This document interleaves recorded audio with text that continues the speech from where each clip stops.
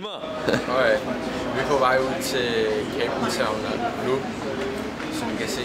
Vi står på Edgware Road.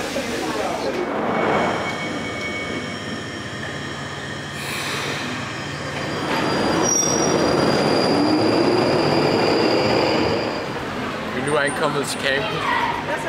Let's go. Okay, vlog.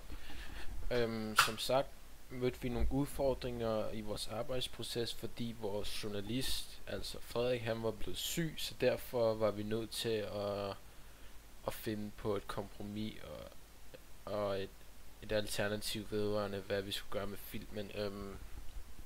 Vi kom frem til, at vi ville lave et indslag med dækbilleder, som viser gentrificeringen i campen, altså den originale idé, men i stedet for at journalisten skal gå rundt og fortælle i person, så fordi det kun selvfølgelig ikke fordi han var syg,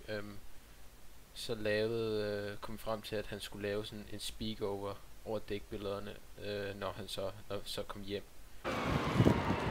Er den der? Vi spiser frokost lige nu, og vi er færdige med vores dækbilleder, så nu skal vi på vej til det der museum. Angående arbejdsprocessen,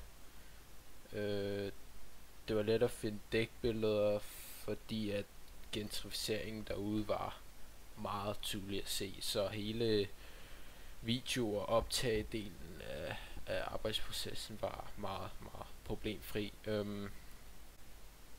Vores roller i gruppen virkede perfekt, altså det er jo virkelig vigtigt, at man får nogle roller, så man ikke spilder tiden for en selv og alle de andre.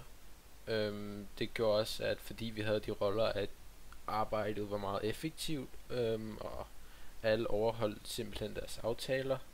Der var ikke så mange problemer der. Det er jo virkelig noget, man kan tage med til andre gange. Det er, at det virkelig gør arbejdsprocessen lettere, at alle folk sidder og arbejder sådan lidt med sit eget, og man har ansvar for sin egen ting, og så tager man det så sammen til en stor opgave.